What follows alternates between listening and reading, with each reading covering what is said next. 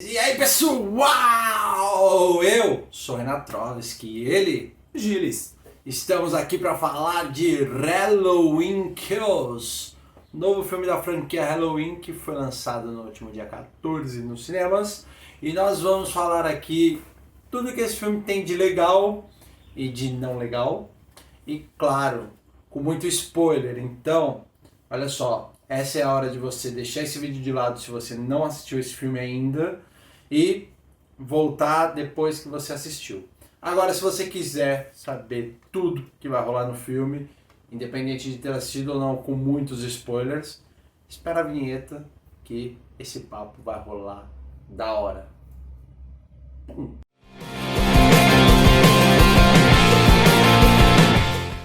Sim, pessoal! Halloween Kills, mais um filme da franquia e com certeza um filme bem legal.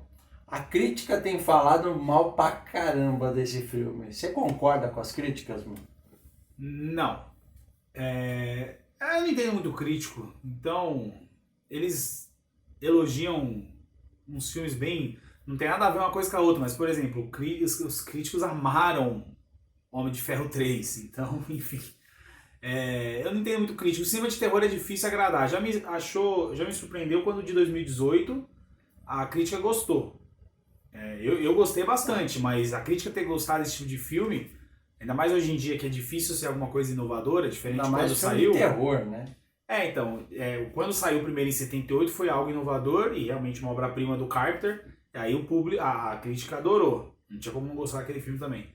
Mas aí depois de um tempo é difícil agradar. É igual você pega o Fred Krueger, o primeiro a crítica adorou, os outros foi massacrado, o Jason nem o primeiro a crítica adorou. E o Halloween me surpreendeu em 2018 quando a crítica gostou do filme. Então, na verdade, eles estarem falando mal desse filme atual não me surpreende em nada. Eu não concordo, eu só concordo com os que falaram bem, mas não me surpreende em nada o filme não ter ido bem de crítica, na verdade. Mas aqui no canal é a mesma coisa, é o que eu sempre falo, essa coisa de crítica, eu acho que vai muito de quem assiste o filme.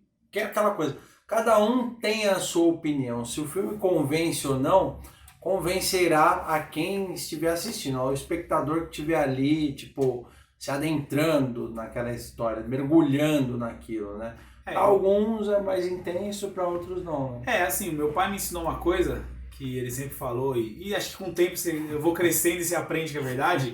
O melhor crítico é você mesmo. Pois é. Só que assim, eu, por exemplo, não deixo de assistir um filme por causa de crítica e nem vou assistir um filme só por causa de crítica. Por exemplo, se o filme tiver, citando o Rotten Tomatoes, que é um agregado de críticas do mundo, que é o que todo mundo meio que se baseia. Se o filme tiver 0% de crítica positiva, vamos supor esse Halloween, se tivesse 0%, que não é o caso, eu quero muito assistir, eu vou assistir. Se o filme tiver 100% e eu já queria assistir, eu vou assistir. O que a crítica me influencia hoje em dia é se eu vou ou não vou no cinema. Porque tá caro o ingresso. Mas deixar de assistir eu não vou. Por exemplo, eu assisti no cinema Cruella por causa de uma crítica que eu li. Eu ia assistir em casa. Aí eu li uma crítica de Cruella, eu gostei pra caramba da crítica, eu falei, vou assistir no cinema. E não me arrependi, eu achei um filmaço. Já teve filmes, por exemplo, que eu queria muito assistir no cinema, aí a crítica massacrou o filme, eu falei, ok, vou guardar meus R$ 40 do ingresso pra assistir em casa. Eu não me influencio por crítica para assistir, mas para ir pro cinema eu levo em consideração, porque tá caro o cinema. Mas acho que ninguém tem que deixar de assistir por causa de crítica. Inclusive, por exemplo, se a gente falar que o filme aqui é horroroso e você quiser assistir Halloween Kills, você tem que ouvir a gente, mas assistir para dar sua opinião. Como diria meu pai, o melhor crítico é você mesmo. É claro, até porque... Mas o filme não é horroroso. Até porque é aquela coisa, tipo... Pô, você pode gostar de uma coisa muito bacana e eu achar que não é tudo aquilo, né? Então, é o que eu falo, essa questão de crítica, ela é muito bem-vinda depois que você vê o conteúdo e avalia. Eu amo Batman vs Superman. Foi destruído pela crítica e eu gosto muito, sei que tem seus defeitos, mas eu gosto muito e a versão estendida mais ainda. Então, se eu fosse deixar pela crítica, eu não ia ter assistido até hoje. eu gosto de Demolidor, velho. E, tipo, eu não assisti a versão estendida. Do Ben Affleck, enfim. E pra mim aquele filme foi ótimo. Por mais que seja criticado, um filme que me fez até gostar tanto assim de cinema, conhecer um pouco mais, Armagedon. Que você olha Armagedon, é uma coisa meio, tipo, hoje você olha Armagedon... Porque o Armagedon não faz sentido nenhum. Eu também acho divertido. Mas o mundo tá acabando, quem que você vai chamar pra salvar o mundo? Os caras que furam petróleo. Não faz sentido. Não faz sentido. Mas é Michael Bay. É que o Michael Bay é odiado pelos críticos. Mas eu gosto do Michael Bay, inclusive. Eu prefiro 10 Michael Bay do que um Lars von Trier. Só pra deixar claro. Enfim. E a ideia, galera, é basicamente essa. Tipo... Halloween está sendo bem massacrado pela crítica. Eu confesso para vocês que eu gostei do filme. Mas posso falar, desculpa interromper. Os fãs de terror eu tô vendo falar bem. A crítica especializada, que não é necessariamente fã de terror, tá realmente malhando o filme. Mas eu vi muitos blogs, muitas páginas de internet voltada pro terror que tá gostando do filme. O público, o público-alvo deles, eles estão agradando, que é o que interessa. É o que importa. Faturou 50 milhões na estreia nos Estados Unidos. Foi a maior estreia pós-pandemia de um filme de terror ou de 18 anos, não lembro. Passou Um Lugar Silencioso. Que bom. E foi uma das maiores estreias da história de outubro. Porque lá às vezes tem esses recordes meio que aqui pra gente parece meio besta, mas por exemplo é importante. Tipo, maior estreia de outubro, maior estreia... Com certeza, até porque o pós-pandemia, esses recordes eles vão mostrar o quê? Tipo um termômetro de como que tá essa ida ao cinema, Sim. De como que estão sendo recebidos esses lançamentos que estão chegando novamente e tudo mais, né? Que é uma coisa totalmente fora do streaming, que é muito mais legal. E uma coisa curiosa do Halloween, ele também foi lançado no streaming nos Estados Unidos. É um streaming que começa com P, eu não lembro o nome agora. Não, é um streaming pouco... No Brasil eu nunca tinha ouvido falar. E depois qualquer coisa a gente dá uma googada e põe aqui embaixo. Mas não tem no Brasil, não vai adiantar muito pôr aqui embaixo. Mas é Paok, eu não lembro agora. É Paddock. E estreou junto lá nos Estados Unidos. E mesmo assim faturou 50 milhões. Se você for ver, por exemplo, que os outros filmes de streaming, seja da HBO, seja da Disney... Viúva Negra. Eu não lembro se Viúva Negra era pago lá nos Estados Unidos também. No Brasil eu sei que foi pago. Eu sei que foi pago, mas enfim, você pega os da né? HBO, que teve o Esquadrão Suicida, teve o Maligno, não foi tão bem de bilheteria. Aí você pega o Halloween, que é um filme menor, é um filme de nicho, né? Não é um filme blockbuster, estreou junto com um streaming, não sei também se esse streaming é pequeno nos Estados Unidos, talvez isso tenha ajudado a não ter tanta... Mas estreou junto no streaming e mesmo assim faturou 50 milhões. Se você for ver que é um filme que não custa muito, ele já é um sucesso. Mas só o nome já é um sucesso, né? Sim. Que Halloween traz como foi uma bem carga... de 2018, então acabou ajudando muita coisa também.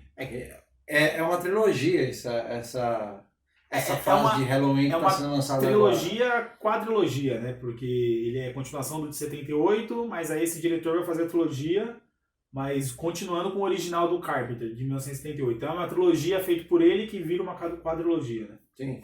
E uma coisa interessante é que dentro dessa trilogia parece que a franquia vai ter de fato um fim. O que você pensa sobre isso? Vai ter um fim a história do Michael e a Laurie, né? A gente sabe que esses filmes nunca vão ter fim. São personagens que estão no imaginário. Transcendem, né? O Jason, inclusive, até hoje não sai o filme novo porque tem uma disputa na justiça entre o roteirista e o diretor do primeiro, sobre os direitos do personagem, da máscara, um monte de coisa. Então, porque vários filmes do Jason foram anunciados de 2009 o remake, com o Jared Padalecki, do Supernatural. De lá pra cá, já são 12 anos, já tivemos vários projetos para cinema, inclusive uma série, que foi anunciado, o roteiro estava pronto, e aí, como tem essa briga judicial, os estúdios falam, deixa, e acaba cancelando. Então, assim, o Halloween, a gente sabe que o Michael Myers não vai... Talvez esse Michael Myers morra, que é o de 78. Mas o personagem em si, a gente sabe que daqui 5, 10, 15 anos ele volta. O Fred está meio adormecido, porque o remake foi muito ruim, mas uma hora o Fred também vai voltar. O Chuck voltou com série agora, e está sendo muito bem elogiado, inclusive. Então, assim, eu acho que a batalha Laurie e Michael vai ter um fim. Inclusive, eu aposto aqui, a gente estava falando do filme, falta um ano para estrear, que os dois vão morrer. Eu acho que a Laurie e o Michael morrem. Esse seria um final épico. Sim, mas o Michael tem que morrer. Esse Michael eu acho que vai morrer. Depois vai ter os remakes da vida. E a Laurie eu também acho que morre, seja pra se sacrificar, ou seja, morrendo porque o Michael matou ela mesmo sem ser um sacrifício. Ou seja, também para livrar a Jamie Lee desse papel, né? Ah, mas ela gosta. Se der um roteiro bom, ela... Inclusive, tem uma curiosidade da Jamie Lee Curtis, ela é a primeira atriz ou ator a fazer o mesmo personagem em 6 décadas diferentes. Ela fez a Laurie Strode em 78, no Halloween. Aí ela fez em 1981, na continuação, no Halloween 2. Aí ela fez em 98, no Halloween H20. Ela fez em 2002, no Halloween 8. Ela fez em 2018, no Halloween. E agora em 2021, no Kills e 22 no Ends. Então, eu acho que nunca teve na história uma atriz ou um ator que interpretou o mesmo personagem em 6 décadas diferentes. Cara, isso é muito sensacional e é muito tempo. E particularmente penso que é difícil você assistir um filme, por exemplo, com uma personagem que ela já é tão icônica, já faz parte da identidade daquela franquia, que é aquela coisa, tipo, pô, lançar esse filme sem essa personagem não vai funcionar. O único, deixa eu puxar aqui, eu acho que o único que não teve nada da Laurie foi o 3, que na verdade não tem nem o Michael Myers, que a ideia do John Carpenter e a Deborah Hill, quando eles fizeram, era fazer o Halloween 1, e para eles não ia ter continuação. Aí foi um sucesso, o estúdio falou, não, tem que ter continuação. Aí ele fez o 2, e no 2 ele mata o Dr. Loomis, que é o Donald Pleasence, e o Michael Myers na explosão do hospital, que se passa na mesma noite. Inclusive, referência nesse novo, se passa na mesma noite do primeiro, que a Jamie Lee Curtis, a Laurie, vai pro hospital, enfim, e eles morrem queimados. Aí a ideia do Carpenter, a partir do 3, era todo o filme ser uma antologia. Eles queriam fazer todo o filme com uma história diferente de terror, tanto que o 3 é sobre uma fábrica de máscaras, se não me engano, eu assisti, mas não lembro agora. É uma fábrica de máscara que acho que ia lançar umas máscaras no Halloween, que era possuída, alguma coisa assim. Eu assisti uma vez só, não lembro muito bem, porque Halloween sem Michael Myers é golpe. Mas aí o 3 foi um fracasso. Aí o que o estúdio falou? Não, queremos Michael Myers de volta. Aí o Michael Myers virou imortal no 4. Até o 2 ele era um ser humano que aguentava mais tiro que a gente. Sim. Porque o 1 termina com ele levando um monte de tiro e foge. Aí no 4 não tem a Laurie, mas tem a filha dela. Eu não lembro o nome dela. Não é essa da agora. Eu não lembro o nome da menininha. Ela vira a principal do 4 e do 5. Ela é sobrinha do Michael Myers, porque no 2 falaram que eles eram irmãos, lá de 81. A Laurie tinha morrido, porque eles não trouxeram a Jamie Lee Curtis de volta e não substituíram ela. Então o 4, 5 e 6 tem a filha da Laurie, então tem a sombra da Laurie Strode, ela tá na história, mesmo não tem da Jamie Lee Curtis. Aí o 7, que foi o H20, que foi 20 anos depois do 1, a Jamie Lee Curtis voltou, aí eles ignoraram o 4, 5 e 6, contaram só o 1 e o 2, mas tem a Laurie de novo. Aí no 8, que é a Ressurreição, que é tipo um Big Brother, é um reality show na casa do Michael Myers, não faz sentido nenhum esse filme. Enfim, a Jamie Lee Curtis, a Laurie, morre no começo do filme, ela morre em 15 minutos de filme. É continuação do 7, ela morre em 15 minutos, o Michael mata ela. Então tem a Laurie Strode também, aí nos remakes do Rob Zombie também tem a Laurie, e nesses daí também tem. Então o único que não tem, seja físico ou através da filha dela, que é o 4, 5, 6, é o 3, porque não tem nem o Michael Myers, né? Então não tinha como ter a Laurie Strode no Halloween 3. Então é o único que não tem. Ela, pra mim, ela é a principal final girl da história do slasher, junto com a Sidney Prescott. Com certeza. São as duas maiores. A Laurie, pra mim, fica em primeiro. Apesar que a Sidney é B10 desde o primeiro Pânico. A Laurie no primeiro e no segundo Halloween ainda era meio covarde. Até no H20. Mas nesse novo Laurie, que ela vira... mas a própria Laurie, se você for ver, é questão de tempos. Por mais que os filmes ali tenham... Covarde não, né? Você tá fugindo do Michael Myers. Eu chamei ela de covarde. Pô, você tá fugindo do bicho papão, não é que ela é covarde.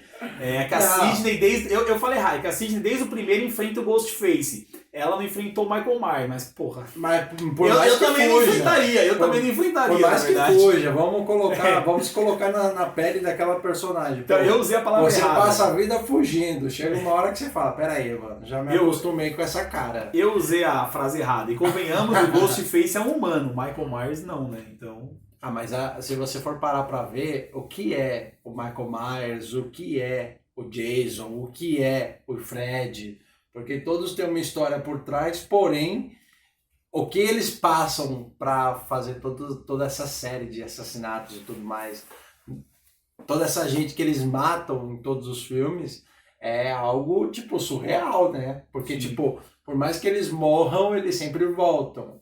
Então, o que acontece? Tipo... O Fred é o que mais faz sentido, porque explica desde do primeiro, que ele morreu queimado, né? Ele era um pedófilo, né? Enfim.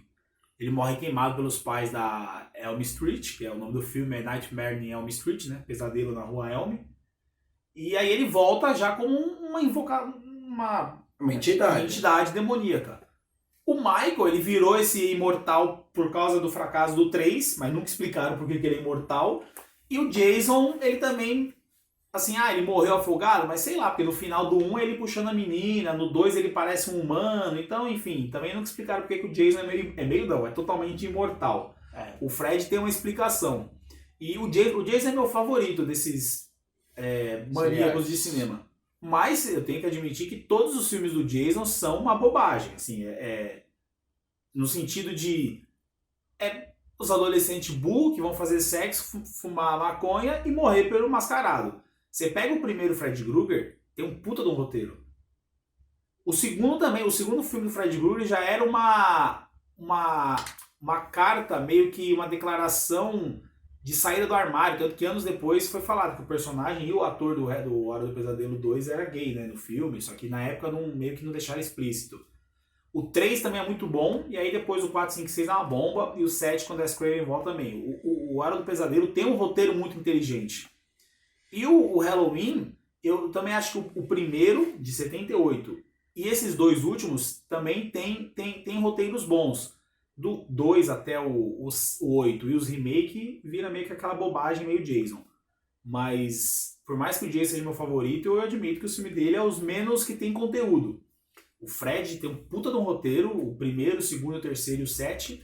E o Halloween também, o primeiro e os dois últimos. Então eu acho que você consegue tirar alguma coisa de alguns slasher. Claro que alguns é só pra você ver peitos e sangue.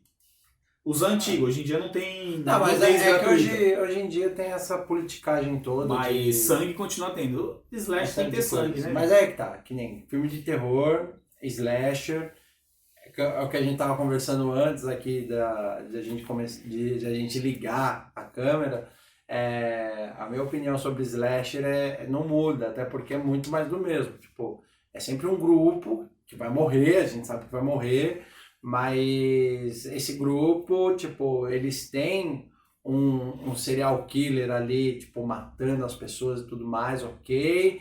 E aí esse grupo parece que resolve a maioria deles tomarem as decisões burras, levando as consequências das mortes durante o filme, sobrando sempre aquele sobrevivente que se torna tipo um mártir para os outros filmes, enfim. Então o que acontece? Final Girl, né? Ou o Final Boy, tanto faz. Não, é que por exemplo, eu lembro do remake do Jason, mas é porque era um ator famoso, que era o Super tava no auge, em 2009, o Sam, o Jared Padalecki, ele foi o que sobreviveu no Sexta-feira de 2009. No Hora do Pesadelo 2, que eu acabei de falar que o personagem principal era gay, mas assim, são raros os filmes, e o Chuck, né, que era o Andy, que era uma criança, mas são o 1 e o 2, são raros os filmes que o principal é um homem, né? 95% dos filmes slasher... Não, o principal, o que sobra. O 95% dos slashers é Final Girl.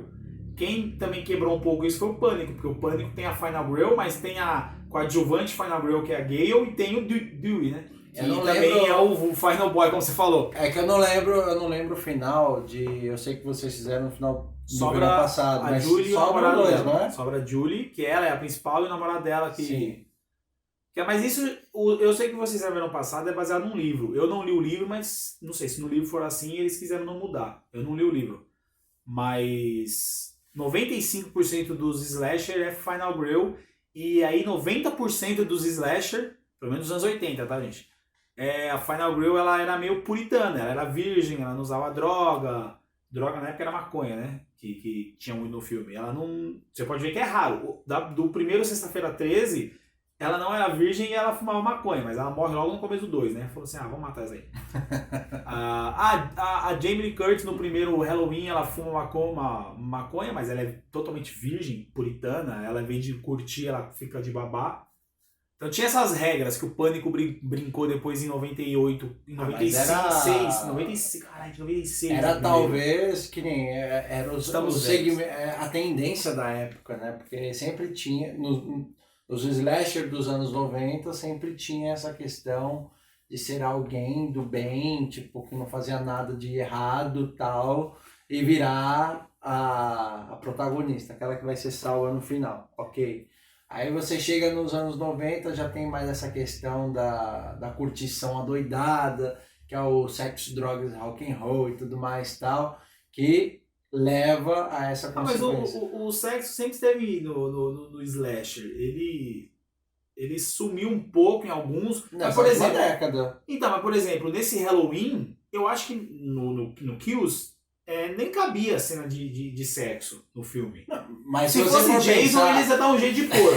Mas é porque o Jason, se não tiver um casal sendo morto no meio do ato sexual, eu não assisto. O Jason tem que acabar com o ato sexual. O Michael Myers espera, pelo menos. No primeirão lá, ele esperou o casal terminar, entendeu? O cara, ele sabe que o homem não pode parar ali no meio.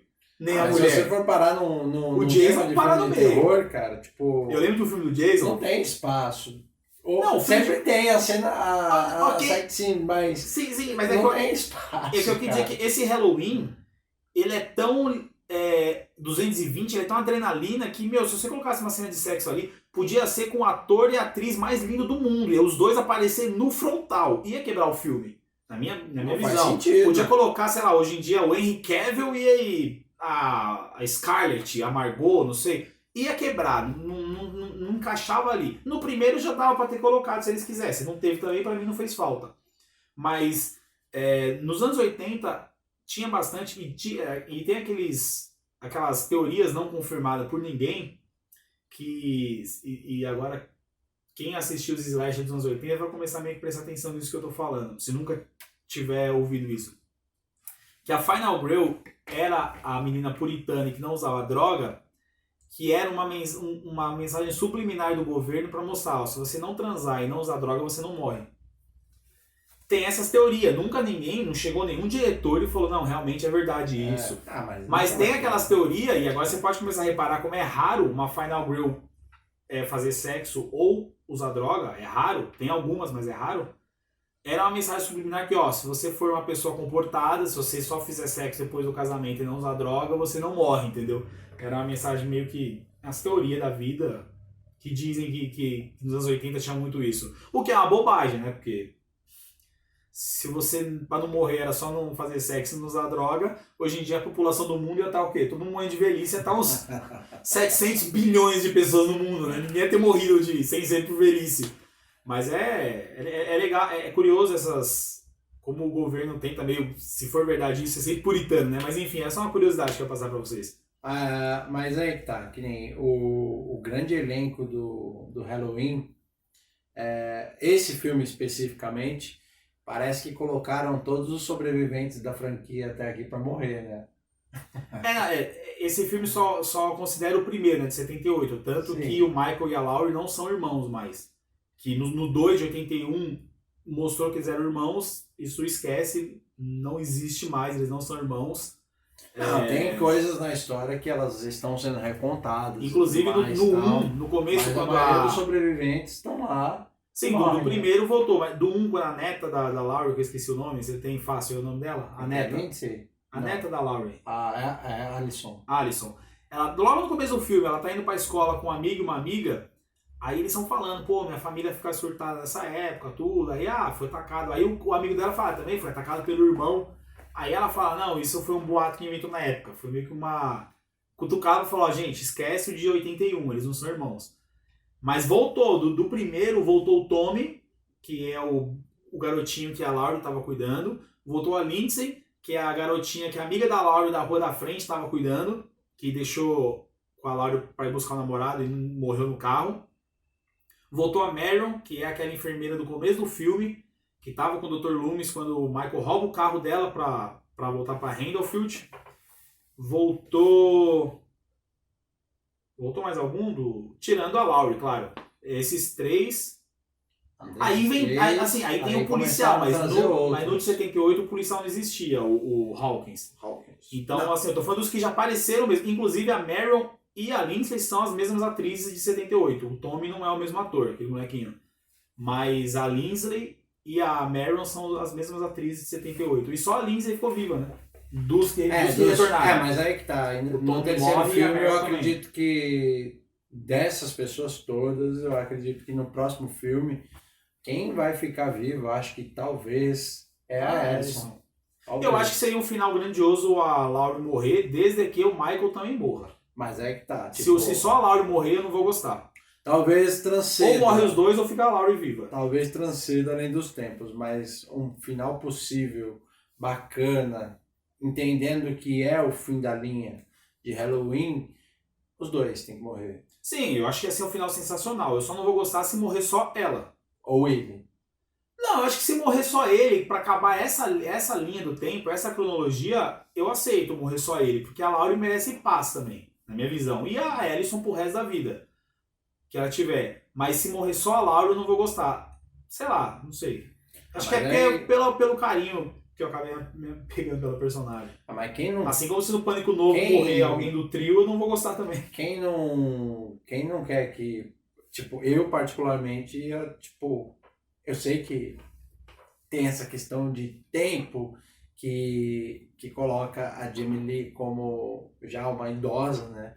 Tudo mais tal. Por mais que ela esteja ótima ainda, aparentemente, é ruim ver o fim da personagem. Eu, particularmente, eu não consigo ver Halloween, que é aquela coisa que nós estávamos falando aqui no início. Eu não consigo ver Halloween sem a Laurie, entendeu? Então, tipo assim, como você falou, ela merece paz, tá ligado? Seria muito legal um final onde essa paz de fato chegasse para ela, mas também eu acho que é muito épico. Eu acho que meio que envolve muito do que o Harrison Ford pensa para os personagens antológicos dele, como Indiana Jones ou o próprio Han Solo. Ninguém vai ser o Han Solo ou Indiana Jones ou qualquer outro personagem que ele tenha dado vida e que tenha se tornado icônico, porque ele mesmo já falou. Essas personagens morrem no roteiro ou se eu morrer. Tirando isso, ninguém vai ser aquela personagem.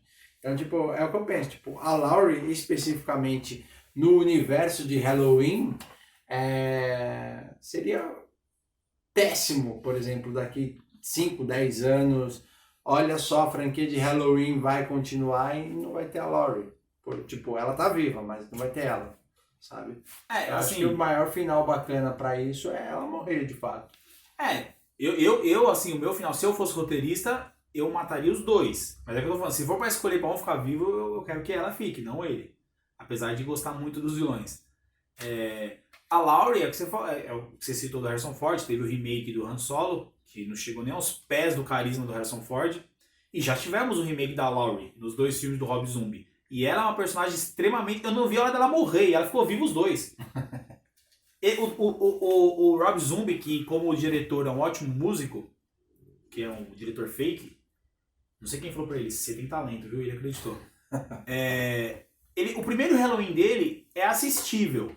Só que ele perde 1 hora do filme querendo explicar porque que o Michael Myers é assim. Teve uma infância abusiva, teve isso, teve aquilo, ficou no sanatório. Gente, ninguém quer saber porque o Michael é assim. Como diz o Dr. Loomis, o Michael Myers é o puro mal. Ele não tem explicação porque que ele é assim. Aí quando vira o remake do filme, que é o remake de 78, o filme do Rob Zombie são 2 horas, 1 hora é inédito e 1 hora ele usa pra fazer o remake do de 78. A Laurie é insuportável, mas nada superava o que ele fez no 2. A Laurie tá o pé no saco. O Dr. Loomis, que é o segundo melhor personagem da franquia atrás da Laurie, tirando o Michael Myers, claro. Ele tá arrogante, chato, também não vi a hora dele morrer. E o Michael Myers, não sei se você assistiu o remake. O Michael Myers... todos até aqui. Agora, lembrar de todos. O Michael Myers ficou o filme inteiro parecendo um mendigo. E vem da porra de uma visão da mãe dele num cavalo branco. Que a mãe dele morreu no começo do 1, óbvio, né? Aí ele ficava vendo, tendo visões da mãe dele num cavalo branco e ele criança. Puta, que filme ruim o Rob Zombie. Enfim, era só pra lembrar que já teve outra Laurie no cinema e realmente a Laurie é a Jamie Lee Curtis. O resto, recusa imitações. Eu nem lembro da atriz que fez a Laurie no remake do Rob Zombie. Mas por agora não importa, porque... Não, sim, é só... só... Mas enfim... Curiosidades da saga. Muito do que eu vi aí sendo criticado, por exemplo, é que o David Gordon Green, que é o diretor, ele, junto com esse roteiro que é abordado em Halloween Kills, ele parece não saber para onde ir com a história. Mas eu fico pensando, pô, gente, tipo, é uma trilogia. Óbvio que tem aquele... É o que eu costumo falar em The Walking Dead. Tipo, tem um elenco ali, gente, que é pra morrer. O Michael Myers, ele tem que matar pessoas. Não dá pra fazer um filme só com o Michael Myers e com a Laurie, por exemplo, tentando se matar um ao outro, né? Tipo, é um serial killer, mortes tem que acontecer, o gore do filme tem que rolar, né? Assim como eu vejo que, por mais que a história ela tenha um começo, meio e fim, gente, o foco do filme é a questão da carnificina que tem. É exatamente a questão dos assassinatos, as mortes e tudo mais, enfim. E muita gente fala que esse roteiro, ele serviu para matar pessoas que estavam vivas ali. Tipo, meio que tirar a gordura do negócio. Eu não vi dessa maneira. Você viu isso? Não, é que assim, o Halloween Kills, eu já vi algumas pessoas falando que ele começa em lugar nenhum e termina no nada, né? Ele sai de um lugar nenhum para ir para outro lugar nenhum. Só que o que acontece? O Halloween Kills, ele sofreu da síndrome de filme do meio. Que são poucos filmes que não sofrem dessa síndrome. Aqui eu posso citar Cavaleiro das Trevas e As Duas Torres. Mas As Duas Torres era livro também, então... era muito difícil. Mas Cavaleiro das Trevas... As Duas Torres não foi. Não foi. Do meio. Foi, não. Tô falando. Filme do meio, porque são 3. Cavaleiro das Trevas e o Pânico 2, por exemplo. Não sofreram de síndrome do filme do meio. Só que o que acontece? O Halloween, quando o David Gordon Green veio com a ideia, iam ser 2 filmes. Só que aí o primeiro foi esse sucesso absoluto e o estúdio falou, vamos fazer uma trilogia. Então o segundo foi meio que escrito às pressas. Assim, eles tiveram que alongar a história para ter 3 filmes. A ideia era 1 e 2. Não sei o que teria já do Kills e o que teria do End, mas enfim. Então, realmente, o filme começa onde termina o primeiro, que é ele pegando fogo na casa da Laurie, e termina com ele na casa dele. Então, assim, não é que saiu de lugar nenhum para ir para lugar nenhum. Ele voltou para Haddonfield, ele terminou na casa dele. É que era um filme que até então, muita gente tá falando que não trouxe nada de novo para a história, mas o que eu discordo, eu acho que fazer aquela meio que terapia de grupo dos sobreviventes foi muito, muito importante, que são os 4. É que nesse filme também colocaram um moleque que não tem no primeiro, o pai do namorado da Ellison. Ele não tem no primeiro, mas nesse filme colocaram ele. Que ele é um molequinho que cai na rua. Esqueci o nome dele. E eu achei que assim, esse filme abordou muito bem o medo do ser humano, até onde o ser humano vai pelo medo. Até onde o medo te transforma. Eu acho que toda aquela sequência do hospital é genial. Eu acho que... Alienação. E não tem Michael Myers no hospital. Ele tá lá na casa dele, nessa hora. E todo mundo tá com adrenalina mil, querendo, como dizem, o mal morre hoje. Mal sabia isso. Na cena do hospital, desculpa te cortar, você já conclui. Na cena do hospital que eu consegui ver, as pessoas... elas agem pelo medo porque não tem nada a ver com o Michael Myers ali.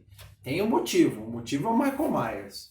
Mas as pessoas, elas já estão no estresse de estarem, tipo, tendo familiares, uma série de pessoas ali no hospital, né? Porque tem aquela coisa, o hospital já está lotado por si só, por, tipo, tratar das pessoas, ok. Só que aí começam a chegar as vítimas do Michael Myers lá, para os caras poderem, tipo, trabalhar. Então, tipo, já rola o estresse no hospital, porque, tipo, existe urgência pro pessoal que tá morrendo, existe urgência pro pessoal que tá chegando, e existe urgência para passar essa informação para familiares e tudo mais. Então, o que acontece? O calor desse estresse no hospital leva a população a chegar num desespero que qualquer coisa que fosse falada ali, tipo, seria uma bandeira levantada a ser solucionada, né? E eu acho que o terror ali do hospital, especificamente, ele tá exatamente nisso, nessa alienação de uma coisa que, tipo, ó, vocês têm um motivo para vocês se rebelarem, o motivo é esse, o cara tá aqui, agora todo mundo vai morrer. Aquela coisa, tipo, todo mundo é muito forte para falar, mas a grande maioria das críticas que têm sido feitas aí estão falando de um roteiro preguiçoso, repetitivo, né? Só que é aquela coisa, tipo, talvez não tenham entendido que esse desespero em acabar com o terror do Michael Myers, acabar com essa ameaça que está tirando vidas de pessoas próximas, queridas, enfim, não tenha sido levado em consideração. E o medo, eu acho que a revolta das pessoas de quererem acabar com isso, eles de fato faz com que aquele caos no hospital aconteça. Então, eu acho que assim, mostra até onde o ser humano vai por um medo ao ponto de matar uma pessoa inocente no hospital, porque aquele paciente que se joga da janela, ele era do sanatório do Michael Myers. Lembrando que no sanatório do Michael Myers não tinha assassinos, tinham pessoas com problemas mentais. Então, no momento algum falou que aquela pessoa era um criminoso. Tanto que a filha da Laurie fala pro Tommy... Não é ele. Isso, enfim, mas no final, da saída do hospital ela fala, nós matamos um inocente. Aí ela termina falando, ninguém aqui é inocente. Porque você tá querendo matar eu entendo que assim... Matou o pai, matou há 40 anos atrás, eu sei, eu entendo, eu tô falando que... Mas é legal ver, eu acho que aquilo é muito real, porque eu acho que aconteceria com todo mundo, e provavelmente aconteceria comigo, aconteceria com o Renato, aconteceria com você que tá assistindo. Aonde o caos e o medo, eu acho que até o ódio leva o ser humano. Pô, o cara ali tinha 1,60 m, gente. Era óbvio que não era o Michael Myers. Aí quando ele morre, aí o xerife do primeiro... o xerife voltou também do primeiro, que é o pai da menina babá da Lindsay. Ele era outro personagem do primeiro. É o mesmo ator também, que morre também. Ele fala, não é ele. Aí o Tommy fala, como você sabe que não é ele? A gente nunca viu ele sem máscara. Gente, o Michael Myers tem 2 metros de altura, aquele cara é de 1,60 m. Só que o ódio cega as pessoas. Sim. Então é legal ver... Legal, né? No filme ali. Ver até onde vai o ser humano pelo ódio. Sabemos que todo mundo ia ter vingança, provavelmente ia querer matar o Michael, mas eu acho que você não pode resolver violência com violência, e ali foi o que eles fizeram. E no final, quando o Michael supostamente morre, porque todo mundo acha que ele morreu, porque tomou 78 facadas, tomou... Pancada pra caralho, aquele tridente tiro lá, pra caramba. Enfim. E aí eu acho que a Alison falando com a mãe dela, que mesmo ele morto, a gente nunca vai saber se ele tá de verdade aí. Por aí. Então deixa claro que o medo do Michael vai ficar eternamente em Haddonfield. Porque mesmo que ele morra, vocês não vão saber se ele morreu mesmo, se ele tá à espreita olhando a cidade.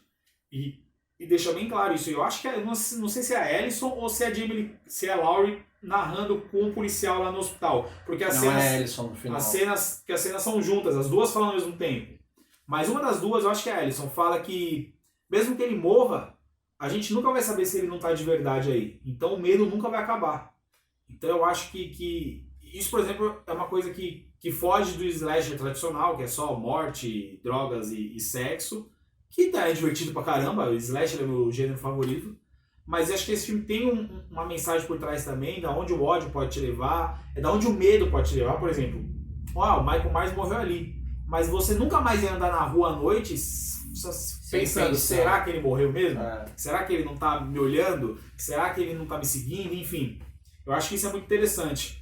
Então As duas conversas ali, a Ellison com a Karen e a Laurie com o Hawkins no hospital, elas, apesar de ser ali... Isso já nos 5 minutos finais, tá, galera? Os 10 minutos finais. Porque a cena do espancamento começa com 10 minutos para acabar. Aí vem a cena do espancamento, aí corta pro hospital, que é a conversa da Laurie com o Hawkins. Só que enquanto eles conversam, vem a cena do Michael levantando. Aí, nesse momento, a Karen e a Ellison tá sentada nos degraus ali da casa. E aí, tipo, você começa a ver a cena do Michael matando. E aí conclui. Só que assim, uma coisa legal é o pensamento da Laurie com Hawkins. E uma coisa legal é a conversa da Karen com a Ellison, né? Os caras falam que essa segunda parte, ela começa no nada e termina no lugar nenhum. Só que aí que tá. Tipo, eu vejo diferente. Como é uma extensão de história, uma coisa que foi muito criticada, inclusive, é o fato da Laurie estar ali no hospital, internada, não serve pra nada, não sei o quê. Mas enfim, tipo, bom, a Laurie, de certa forma, ela tem que estar ali no terceiro filme de qualquer forma, né? Mesmo que ela tivesse morrido agora no segundo filme, ela seria o principal objetivo da Karen e da Ellison chegar lá no terceiro filme e se vingar do Michael Myers. Mas enfim, onde eu quero chegar com tudo isso? A cena da Laurie com Hawkins ali no final, ela mostra, ela explica de maneira bem categórica e poética, inclusive, a questão de que o que o Michael Myers é, que até então todo mundo pensava que o Michael Myers era um ser humano que tinha só uma resistência um pouco maior do que os outros. Só que aí entra aquele baita bife legal da conversa entre eles, que eu achei isso... O Dr. Loomis, ele sempre falou, ele é o puro mal. Então, mas aí é que tá. É um baita bife legal ali da conversa entre os dois, que coloca, eu acho que é o ponto mais alto desse filme, é a conversa do final deles dois. Da Laurie com Hawkins. E ao mesmo tempo, eu achei muito incrível como eles montaram o clipe ali do Michael Myers matando todo mundo e a conversa com a Karen e com a Ellison ali sentadas e tendo aquela conversa final. Que, pra mim, ali é o começo do próximo filme, a conversa delas. O assassinato da Karen ali no final, o que eu acho que ainda não é de fato um assassinato, eu acho que ela foi esfaqueada, fez com que entendêssemos que ela morreu de fato, mas eu acho que dali eu acho que ela ainda tá viva e ela vai falar, o cara ainda tá vivo, entendeu? Pro próximo filme. Mas enfim, só concluindo esse pensamento, ali, o final, ele coloca de fato o que o Michael Myers é e o que precisa ser feito para acabar com ele no próximo filme. Assim... Dá um ponto final na história. Eu acho que a Karen morreu, eu espero que ela tenha morrido. Não porque eu não gosto da personagem, mas é porque eu acho que você tem que ter coragem de matar personagens principais no filme, assim. Eu acho que engrandece o arco. Sobre a Laurie não ter participado muito do filme, a partir do momento que se passa na mesma noite ela tá com a barriga aberta, faz sentido. Se ela 100% já não era páreo pro Michael Myers no braço, imagina as tripas saindo. O que eu quero dizer com essa questão da crítica é que, tipo... mas eu vi muita gente falando que ela foi escanteada. Mas acho que para esse filme, o primeiro e o terceiro, claramente a gente não assistiu, mas já sabe, é sobre a Laurie e o Michael. O segundo é sobre os sobreviventes, é sobre Haddonfield, é sobre o que o Michael causou na cidade. É basicamente isso o segundo, não é sobre a Laurie. O terceiro vai começar alguns anos depois já, o diretor já declarou isso, até porque, como eu falei, não faz sentido começar a mesma noite, porque a Laurie não tá pronta para enfrentar o Michael Myers. Diferente do primeiro que ela tava, nesse ela não tava, e no 3, se começasse, pode ser que comece os 5 primeiros minutos, claro. Ah, mas o preparo da Laurie no filme de com 40 2018, né? Não, tô contando o primeiro agora 2018. Então, levou 40 anos. Então, o preparo dela já vem do quê? De um tempão que ela tá esperando a volta dele, né? Então, tipo, faz sentido aquilo tudo acontecer no filme anterior. O 3, pelo que o diretor falou, vai se passar nos dias atuais. Dias atuais vai ser ou 2021 ou 2022. O filme vai estrear em 2022, mas, enfim. Pode ser que os primeiros 5, 10 minutos seja assim que acabou o Kills, até para explicar como que, sei lá, o Michael fugiu, enfim. Mas a história em si vai se passar, pelo que o diretor falou essa semana, 3 anos depois, que vai ser nos dias atuais. Eu acho que a Laurie cumpriu o papel nesse filme, ela não era a principal nesse filme.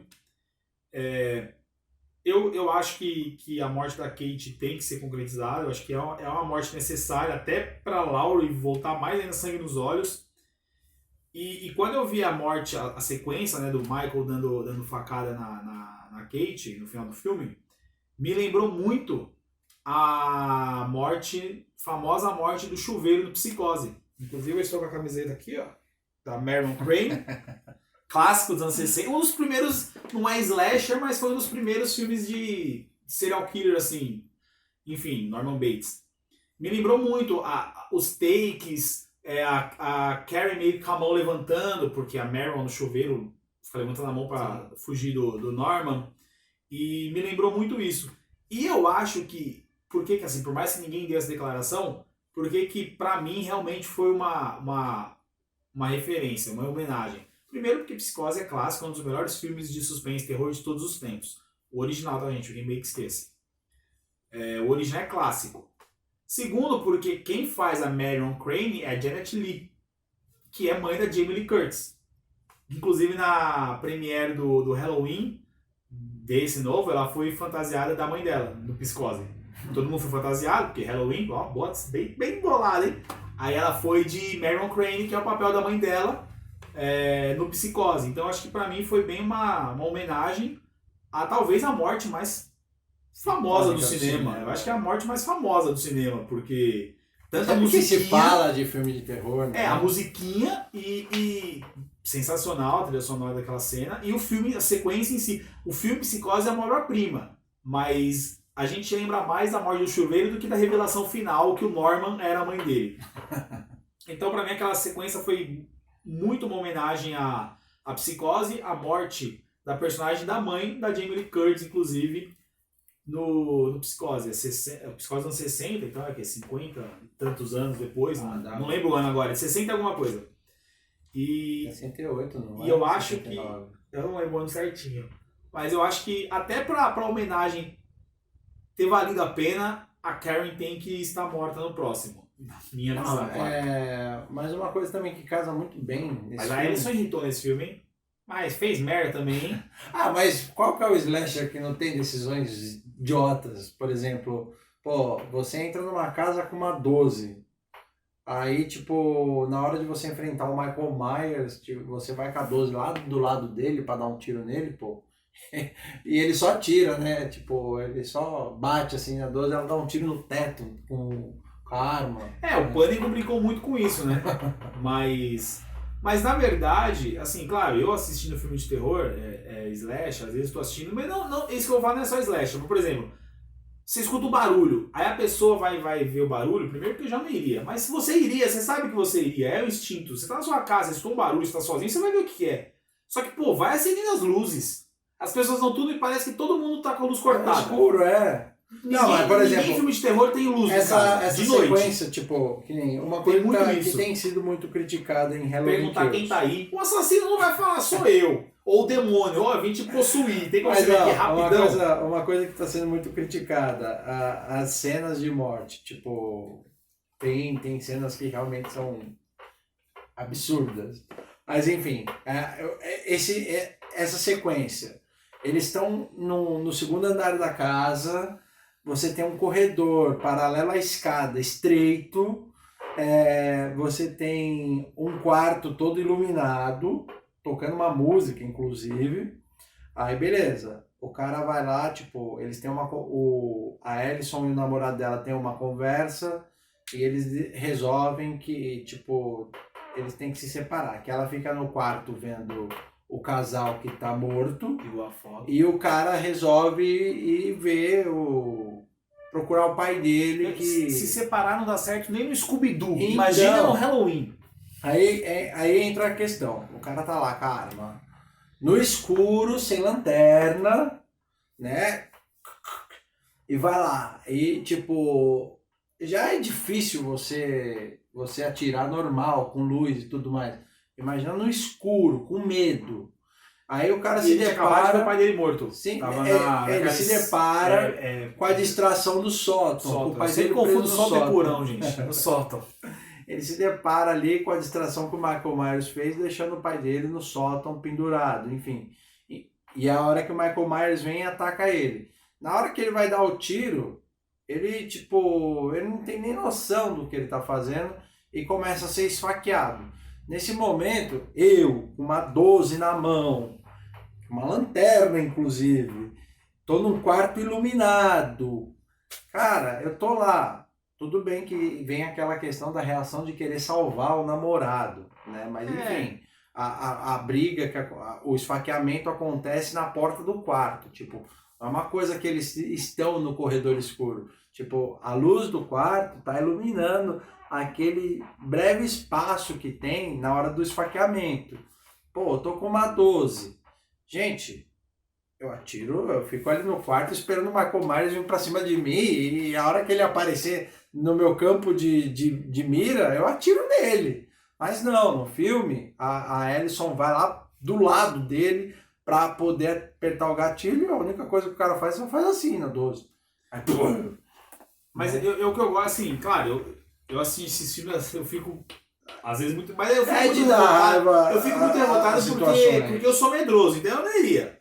Mas enfim, eu acho que o filme de terror, principalmente o slasher, mas todo filme de terror em si, porque todo filme de terror tem escuridão, tem quem tá aí, tem barulho. É o que faz sentido. Mas eu acho que o filme de terror é o que mais se aproxima da atitude realista que o ser humano tomaria.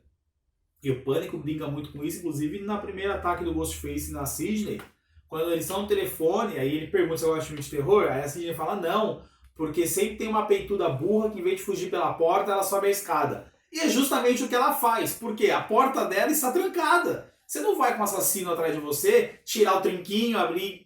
E é justamente o que a Sidney fala que não gosta, é o que ela faz para fugir do Ghostface na primeira vez que ela encontra.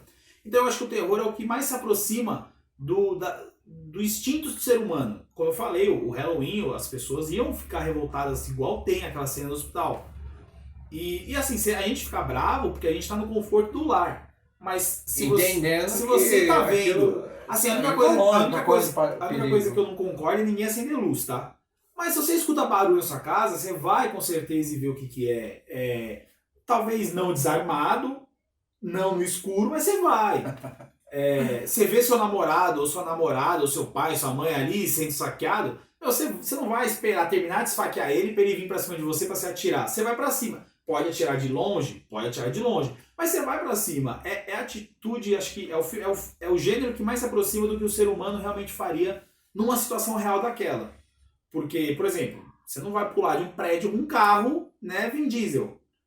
Mas você vai ver um cara sendo esfaqueado, você vai pra ajudar o cara. Você vai morrer junto, porque o cara, o assassino, geralmente tem mais força que você. Não tô nem falando Michael Myers, tô falando um assassino em geral.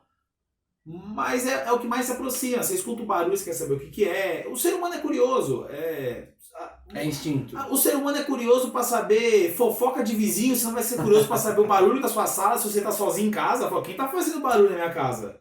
Você quer saber a fofoca do vizinho que o fulano terminou? E daí? Mas você quer saber por que terminou? Às vezes você nem conhece a pessoa nas redes sociais, mas a pessoa põe luto, você comenta. O que aconteceu? Quem morreu? Como? E não é na maldade. Você quer saber, a pessoa está de luto, você fica chateado pela pessoa e você quer saber por quê. Você nem conhece ela. Você quer saber quem morreu, por que morreu, como morreu, quando morreu. E aí no final você fala, meus pêsames. É do ser humano, a gente quer saber. Então, assim, eu fico puto assistindo o filme. Às vezes quando eu tô assistindo o filme tem umas atitudes dessas, eu olho pra minha noiva e falo, não. Ela olha pra mim e fala, não é burrice. Então assim, a gente fica bravo, mas no conforto do sofá, no conforto do cinema. Se eu tô vendo minha noiva sendo esfaqueada por um maníaco, eu tô com uma arma, eu não vou... Porque se eu espero o Michael vir pra cima de mim, então quer dizer que eu vou esperar ele matar a minha noiva. Tá, então eu vou atirando. Só que assim, claro, aí é que você for tá com uma 12, você não tem que atirar com a arma aqui. Você pode atirar de longe. Mas é instinto você ir pra cima. O pânico no brinca caso muito da com isso. Alison, por exemplo, ela esperou o cara cair. O carro, depois que o Não, quando ela viu, ele já tava no chão. Não, depois que o Michael chão, Myers não, esfaqueia, é a hora que ela vai pra porta. Ele já... Que aí ele joga ela pra escada. Ele joga ela pela escada, exatamente. Quase quebra. Quebra a perna, sei porque... lá. É que em filme de terror, a pessoa quebra a perna. E sai tipo, andando, o osso tá... É fratura exposta o negócio, mas ela mete uma mancadinha, mas ainda sai correndo. O que eu gostei dessa cena que foi muito tipo... Aí ela rolou na escada abaixo, aí o Michael continuou... É caricata a parte que ela termina de cair da escada. O Michael continuou batendo no namorado dela, aí ela tipo... Não, ei, deixa ele, vem me matar, não sei o que, não sei o que. Aí o Michael olha pra ela e fala, eu vou te matar, mas pera só um pouquinho. aí ele tipo, ele termina de matar o cara, aí ele tá descendo a escada, ele olha pro lado, o cara tá vivo, aí ele fala, não é possível. Tá vivo, ele logo quebra o pescoço. Ele percebe que não sai sangue, que é uma baba. Aí ele olha pro lado assim... Ele fala, não é possível, mano. Pera aí que eu já vou aí embaixo, rapidinho. Aí vira o pescoço do cara, pronto, agora não tem como. A não ser que seja exorcista, que a mina vira o pescoço, não tem como você tá vivo. A outra morte icônica desse filme é a do carro. A cena do carro é algo assim a ser estudado. Tá do Lindsay, casal de fantasia lá? Não, tá a Lindsay, aquele casal que tá de enfermeiro e enfermeira. Sim. E a mãe da aparece Lindsay, rapidamente né? no primeiro filme. Acho que poucas pessoas pegaram isso. Aí que tá. As crianças A falam... Marion, a Lindsay e o casal. Primeiro vem a questão da cena das crianças. A Lindsay vai pra casa, não sei o quê. Pra casa o quê? Tem um cara de máscara matando todo mundo. É Halloween! Você espera o quê do Halloween? Aí é um cara de máscara branca, não sei o quê. Ele veio falar, ele tá brincando de esconde-esconde com a gente. Ele veio brincar de esconde-esconde com a gente, mas a gente não quis, tal, não sei o quê. Ele tá lá. Aí, tipo, uma coisa que tá sendo criticada. As crianças vêm, tipo, viram o cara ali, não foram brincar com ele. Um dos amigos foi, que inclusive é o garoto que tá com a fantasia de caveira. Aí, beleza. Mas, assim, tipo, tá todo mundo falando que as crianças não viram, não estavam se importando, ok. Aí, depois que ele aparece, as crianças saem correndo, o diretor queria que as crianças não morressem. Sim, mas aí é que tá. Poucas pessoas estão comentando que nessa cena, quando as crianças olham, elas reparam, elas tem falam olho assim... de águia, né? Pra começar. Pra ver a cabeça do amigo lá no escuro. Tá no escuro Mas e a máscara do amigo... Parece só a máscara ensanguentada, não aparece a cabeça de fato. Tá mas uma enfim, caveira, né? fala, aquela é a máscara do John, não sei o quê. Aí as crianças saem correndo, mas tipo... Entra um pouco dessa questão que você falou da reação humana. Uma criança, óbvio, que vai ver um cara mascarado vai ter medo. Pô, eu quando tô de Homem-Aranha, as crianças choram, mano. Porque é uma questão que você tem que conquistar a confiança da criança e tudo mais. Mas tem criança que, de fato, a reação dela não é correr. Porque na maioria das vezes ela sabe que é um cara que tá ali e tal... Não necessariamente vai matar elas, né? Mas, tipo... É que ela sabe a cabeça do amigo na mão dele, né? O que causou o pânico nas crianças é exatamente isso. A questão de ver a máscara ensanguentada na cabeça dele. Enfim. A Lindsay, ela corre para poder pegar tijolos para colocar num saco e ir em direção a enfrentar o Michael Myers. Mas ficam 3 pessoas dentro do carro, né? Matar ele com tijolada. E a mãe da Lindsay, né, ela tá com uma arma, ela sobe os vidros do carro, que não são blindados. Essa é a Marion, a enfermeira do primeiro filme, que ele rouba o carro. Não. Tem a Marion, que é a enfermeira. E o casal. Não, tem a senhora. É a Marion. É a enfermeira do primeiro filme. A enfermeira, que você tá falando de enfermeira, a neguinha lá... Não, mas eu tô falando enfermeira do primeiro filme que o Michael Myers rouba o carro. É a Marion, é a idosa. Enfermeira eu tô considerando o casal. A Marion, enfim, ela tá lá no carro e tal, e ela tá com uma arma, a que tá fantasiada de enfermeira tá com uma Magnum na mão, né? Enfim, e aí que tá. Michael Myers aparece atrás do carro, sobe pro teto do carro. Ela começa a disparar igual uma louca, tal, lá. E, quase mata o casal atrás. Enfim, menos o Michael. Além disso, ela quebra todos os vidros que ela levantou para travar o carro. E aí que tá. A primeira reação da moça que tá vestida de enfermeira, por exemplo, ela pula pela janela e sai correndo para fugir. Ok. Aí ficam os dois no carro, a Marion começa a atirar para todos os lados, quebrando todos os vidros e tudo mais, até que o Michael Myers vai. Tipo, o cara tá em cima do teto do carro, ela tirando os vidros. Enfim, ela vai se assustando com as coisas, vai atirando e tudo mais, ok. Aí ele cansa. Aí ele espera um pouco e aparece. Aí ela vai lá, toda cheia de justiça na alma, e fala: agora você vai levar um tiro pelo... Como é o nome do cara lá? É o Loomis, não é? É o Loomis que ela fala? Agora você vai levar um tiro pelo Loomis. Pá! E aí, tipo, não tem tiro, não tem mais bala na Mas também gastou todas. Gastou todas atirando, mas enfim, tipo... E o Michael sabe contar, será que não passou pela cabeça dela, tipo, pular pelo lado oposto do vidro pra fugir? Que essa cena do carro, ela é esdrúxula, tanto é que, tipo, não tô falando que ela é esdrúxula de ser ruim, pelo contrário, é uma cena, inclusive, divertida. Não, mas a morte da morte esposa é ruim. Ele dá um tapa e ela atira nela. Ah, sim. Não, mas é... Tipo, é a única morte se você for parar pra visão. pensar nas três mortes dentro do carro, elas são mortes, tipo, esdrúxulas. Porque é aquela coisa... Na hora que o Michael Myers pega a Marion pelo cabelo, por exemplo, ele já podia ter matado ela naquele momento. Mas ele, tipo, ele não mata. Ela força a cabeça, ele arranca um tufo de cabelo dela e beleza, vai, acabou. Vai guardar, souvenir. Aí, tipo, ele entra no carro, mata ela, o cara tenta enforcar ele, tipo... Um negocinho de exame lá. Também não faz qual a chance diferença nenhuma, né?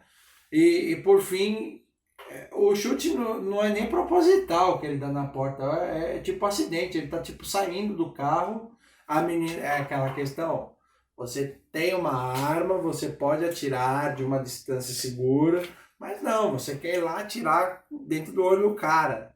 Aí vem com a arma apontada, ele dá um chute na porta e a arma vira, pum, pega um tiro na cabeça dela. Mas aí eu acho que entra outra coisa também. Assim, não tô falando que todo mundo pensa, mas por exemplo, eu com a arma na mão, eu nunca tirei. A chance de eu acertar de longe é mínima. Mas aí você tira a cena que inicia o filme, que é o Hawkins, o Michael Myers fugindo da casa e ele atira nas paredes. Ele é um policial, ele erra pra caramba. Não, ok. É que eu tô falando, por exemplo, da Alison, é que no final, da enfermeira do carro que você falou agora. O final desse filme, tipo, não que faça sentido, mas o que eu entendi ali na conversa do Hawkins com a Laurie ali no hospital, é que ele errou os tiros de propósito, porque ele acreditava que o Michael Myers era um cara com problemas que poderia ser consertado pela sociedade. Eu não achei nem que os tiros na casa ele errou de propósito. Aí ele não deixou o Dr. Loomis matar o Michael por causa disso que você falou, ele mesmo fala. Mas os tiros, eu acho que ele é tipo o Deb atirando. Só faltou o Lloyd. Deb, você está vivo, mas como atira mal. Só faltou o Lloyd essa cena. Tipo, tudo bem que ele tá tentando matar o Michael Myers, mas quando... Matou o amigo. Quando ele atira, ele mata o amigo. Tiro do pescoço. Mas eu acho que esse negócio, tirando esse policial que é o Deb atirando, tinha que ter um easter egg do Lloyd falando como atira mal. Enfim, eu acho que assim, claro, é o que eu falei um pouco antes. Você tá com uma arma, você vai tentar atirar de longe, mas o longe da Alison ainda era perto. O que eu digo é que assim, realmente, eu não vou até o seu olho pra atirar. Mas muita gente não atira de longe porque, eu nunca peguei numa arma. Só que se eu tô num cenário desse e eu tô com uma arma na mão, eu vou tentar atirar, mas não dá pra eu atirar daqui, que as pessoas aqui não vão saber, mas descer aqui a escada, não tem como. Daqui na parede eu consigo, que deve ser o quê? 1 metro? 1,5 m. Só que, por exemplo, daqui ao pé da escada, eu já não sei se eu acerto, que é o quê? Já uns 10 metros? A probabilidade de você errar é... Então, mas você tá por numa isso que situação de desespero. Não, ok, mas aí talvez a pessoa também pense, você também pensaria, talvez, de em vez de errar 6 balas, eu vou errar 4 e acertar 2, indo mais perto, entendeu? Porque se eu erro 6 e acabou a 6, ferrou, né? Vamos colocar o Negan com a Lucille. Você tem uma noção de espaço entre o Negan e a Lucille. Vamos colocar a escada especificamente. Você tá numa escada. Você sabe que, tipo, essa escada tem 7 degraus. O Negan com a Lucille ocupam 4. Você pode atirar pelo menos no 6º. Não, ok. Eu não tô falando que, por exemplo, a enfermeira não podia tentar atirar onde ela tava. Mas você tenta ir mais perto porque você não sabe atirar. E eu, pelo menos, sei atirar, né? Não é o caso do policial no começo do filme. Mas eu achei assim, muita gente... Teve uma petição nos Estados Unidos dos bombeiros querendo tirar a sequência do massacre dos bombeiros. A gente ia perder uma das cenas mais da hora do filme. Eu acho que assim, esse filme é um slasher puro e raiz. É sanguinário. O Michael nunca esteve tão sanguinário igual nesse filme. Até que no primeiro ele mata 4, 5 pessoas, porque tem todo um clima do primeiro, enfim, que é diferente desse. Ele é muito sanguinário, ele tá é sangrento. Acho que, pô... Isso é muito legal no filme, inclusive. O slasher não tem... Eu já assisti slasher sem sangue, tá, gente? Não lembro o nome agora porque é horroroso. Mas eu já assisti slasher sem sangue. Meu, é como a gente brincou de não ter nudez, mas a nudez não é obrigatória, não tem que ter. Mas sangue tem que ter. Você vai assistir um filme de corrida sem carro, slasher sem sangue, entendeu? É aquilo, né? Michael Myers, não tem Michael Myers, é golpe. Animais Fantásticos, não tem Harry Potter, é golpe. E aí não tem sangue, é golpe. Tem. Então, assim, é sangrento, é sanguinário pra caramba. Tem morte divertida, tem morte brutal. Tem morte que quem é mais sensível vai ficar meio chocado. A morte mais chocante, eu acho que foi a do carinha lá no hospital que se joga. Assim, essa, por exemplo, é uma cena pesada por tudo que eu falei um pouco antes do vídeo. Do clima que estava no hospital, aonde o ódio, o medo e o caos leva o ser humano. E o mais incrível é que mataram assim, um inocente. E a Karen tentou ajudar ele, foi a única. E a Laurie não tentou ajudar porque não conseguia nem andar, mas falou, não é ele. As duas tentaram avisar, gente, não é o Michael. Mas o mais incrível é que essa é a única morte do filme que eu lembro, pelo menos, que não é do Michael Myers. É que eu não vou lembrar. Nesse filme especificamente, não, eu também não lembro todas, mas nesse filme especificamente é trabalhada uma questão no roteiro bem legal, inclusive, que eu comento no filme, no vídeo que eu fiz de Injustice. O Batman, quando o Superman e o Batman eles se encontram, que o Batman fala que não apoia o Superman, que não existe mais amizade entre eles e tal, o Superman tenta justificar do porquê que ele mata o Coringa na história. E o Batman pega e fala, mas esse é o preço. Quando você cruza essa linha, tudo começa com uma morte. E é foda isso, porque assim, aquela cena do hospital que nós estávamos falando, questão do caos, do estresse e tudo mais, tudo, faz com que a sociedade, aquela cidade, querendo matar esse cara aí que eles pensam que é o Michael Myers, por exemplo, eles cheguem no mesmo patamar que o Michael Myers. A Karen fala, ninguém é inocente. E aí que tá, tipo, são todas aquelas pessoas, que é praticamente uma cidade toda que tá ali no hospital. É uma cidade pequena. É uma cidade pequena, mas aí que tá. Por mais que não tenha tido alguém especificamente que tenha empurrado ou matado aquela vítima ela se joga por culpa de todos que estão acuando ele ali. Pra mim, né, na verdade todo mundo empurrou ele, porque eu acho que você empurrar, você não tem que necessariamente empurrar literalmente. É igual quando às vezes tem gente que com depressão aos poucos vai e acaba se matando. Eu acho que vários motivos levam a isso e muitas pessoas podem ser culpadas por comentário errado, por uma palavra que não era pra ter falado, enfim. O Nasce uma Estrela com o Bradley Cooper tem muito isso no final, quando ele se mata. Foi uma frase errada do empresário da Lady Gaga. Que tipo, acho que ela tá melhor sem você, alguma coisa assim, e ele tava se recuperando do vício de álcool e se matou. Então o cara literalmente não enforcou o Bradley Cooper no filme, mas ele que deu o empurrãozinho. E eu acho que isso é bem desse filme, ninguém empurrou literal. Ele quebrou a janela com o extintor e se jogou. Mas todo mundo tava no hospital, tirando a Karen e a Jamie Lee Curtis, que não que elas não tenham culpa por outras coisas, mas por isso não empurraram. Mas todo mundo estava no hospital e culpado pela morte dele. Todo mundo deu um empurrão. Não literal, mas fez ele tomar aquela atitude. Então eu acho que é uma cena muito forte, inclusive no final não, quando mostra ele lá embaixo depois.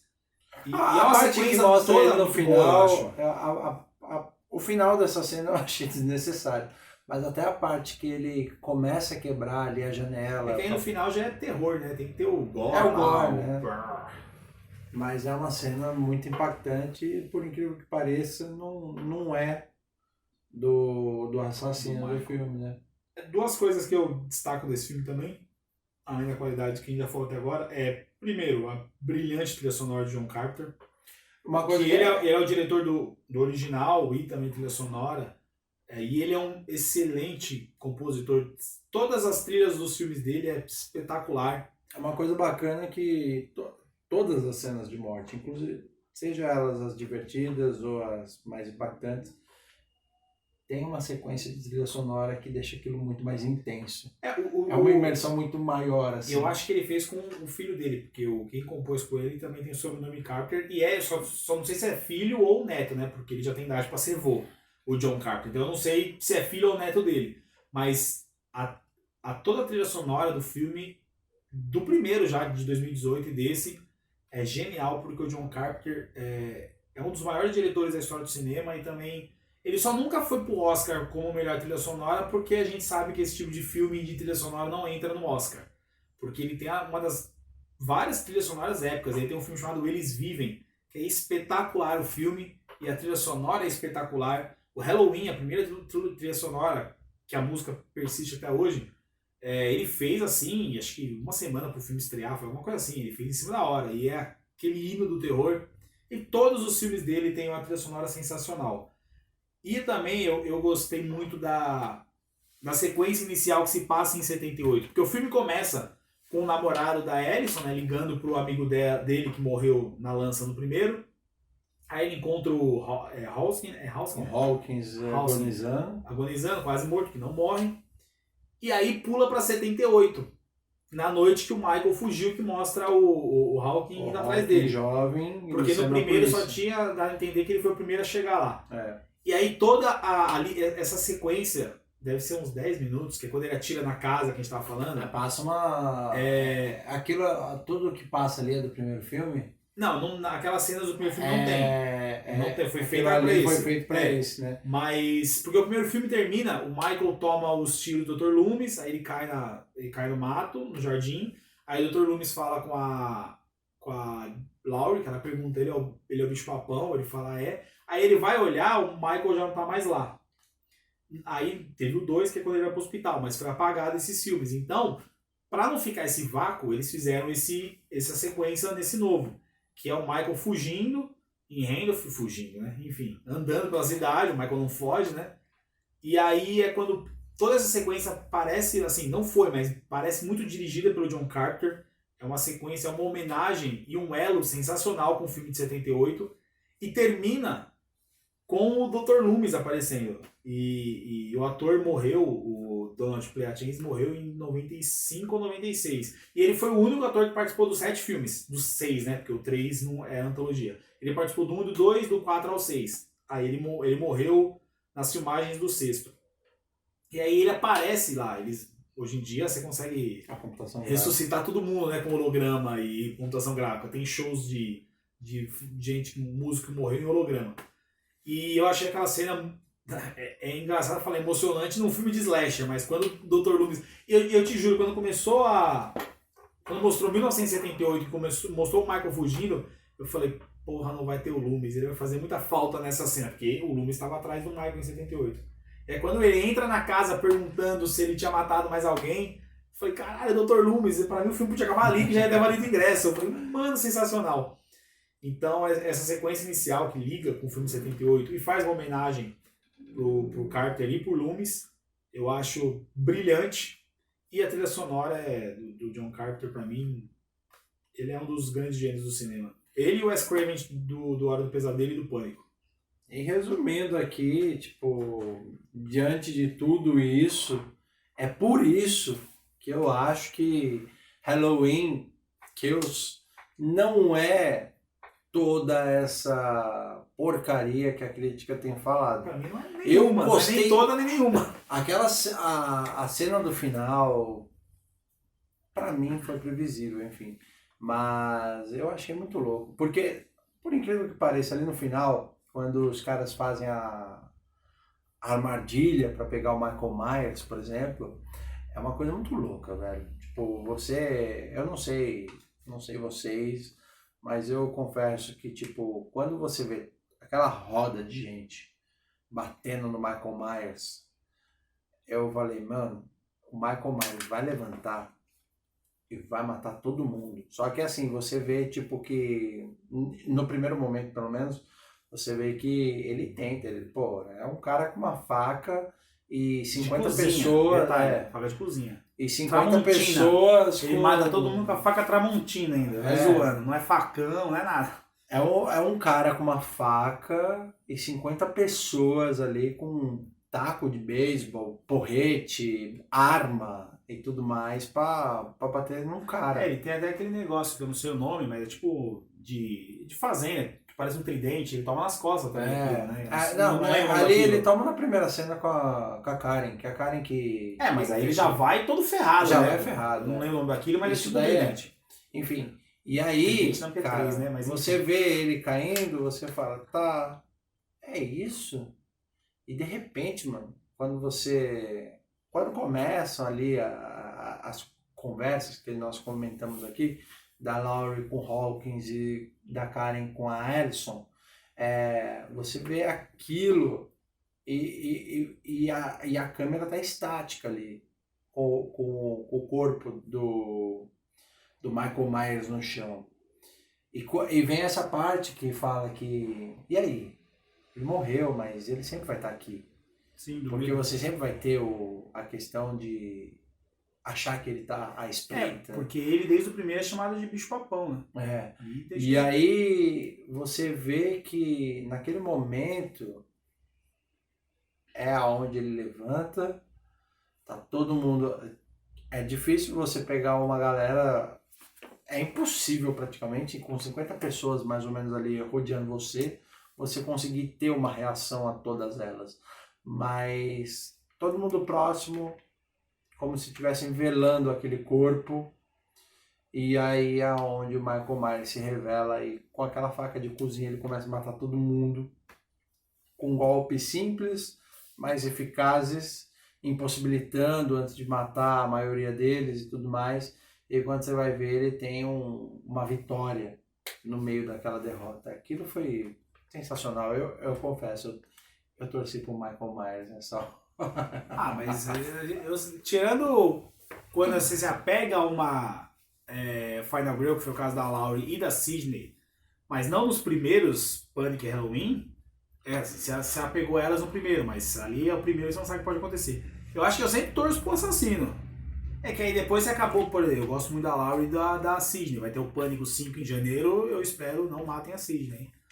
E aí você, tirando que fosse com a Laurie ali, eu também torci pro Michael, o filme inteiro. Porque eu quero ver sangue. Então se você não torcer pro vilão, você não vai ver sangue. Entendeu? Mas então, eu acho que nessa questão... Eu gosto de sangue, é sangue. Por mais que o filme seja de terror, eu torço sempre pro cara que vai ficar vivo. Uma coisa, quando eu assisto filme de terror, por exemplo, eu fico tentando, aparecem todas as personagens que estão vivas e vão morrer, eu fico ali tentando adivinhar quem vai ser a pessoa que vai sobreviver no final.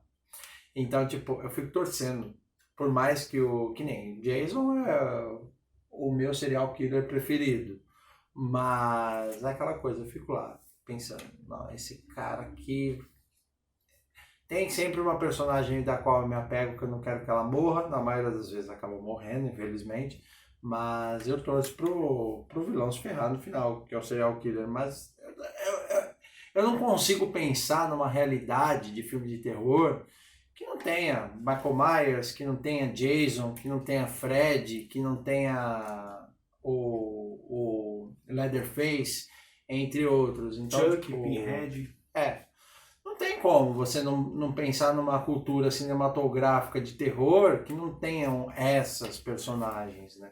Por isso que quando você me perguntou se eu acho que acaba, eu falei, eu acho que essa história acaba, mas daqui uns anos o Michael volta. Não esse Michael, mas com mais um remake, mas volta. Mas vamos eles nunca colocar, saindo um pouco dessa questão a cultura pop do Halloween Kills. Você acha, de alguma maneira, que o Michael Myers, sendo uma entidade, ele possa, tipo, fazer mais ou menos que nem o Chuck? Que o Chuck já teve essa questão da... O Chuck é como se fosse uma possessão, né? Na verdade, o boneco, tipo, já teve até aquela situação que ele encarnou na... na verdade, o Chuck, eu esqueci o nome do personagem, ele tava pra morrer, e aí ele fez magia negra pra transmitir, né? Não, transcender pra... Transferir a alma dele pro boneco. Na verdade, o Chuck não era um boneco, né? Era o Good... O nome do boneco era Good Guy. Good Guy. Enfim. Bom garoto. E aí ele que tava a morrer no começo do 1, ele era um assassino. Aí ele entrou numa loja de brinquedo e fez uma magia negra pra transferir a alma dele pro boneco Chuck. Aí porque ele nunca morre? Porque o filme dá dinheiro, né? Mas o Chuck foi isso. Mas... Você queria que eu falasse que você acha que vai voltar o Michael? Não, vamos colocar que o Michael seja uma entidade. Você ia achar legal aparecer outro Michael Myers com características diferentes? Não, mas isso não vai acontecer. Assim como não aconteceu com o Jason, não aconteceu com o Fred, com o Leatherface, enfim, com o próprio Chuck. Eu acho que essa história, essa linha cronológica vai acabar no Ends, mas acabar mesmo, de não ter uma brecha pro final. Então eles vão dar um jeito de acabar com o Michael Myers.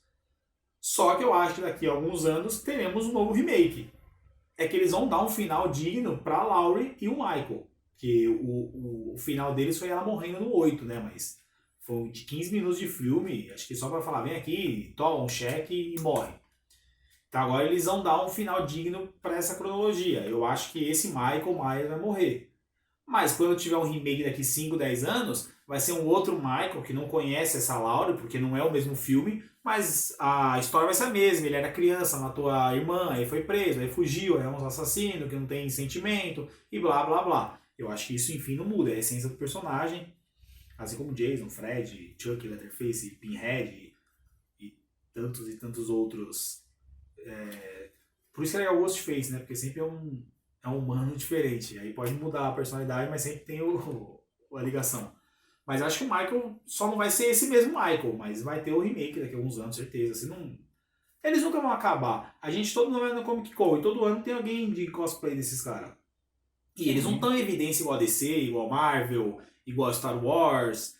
Só que eles fazem parte da cultura pop muito, muito enraizada. Então sempre tem pelo menos um de cada a gente vê. Assim, eu digo o trio, pelo menos. Jason, Fred e Michael. Um de cada a gente vê. E eu sempre brinco porque as pessoas...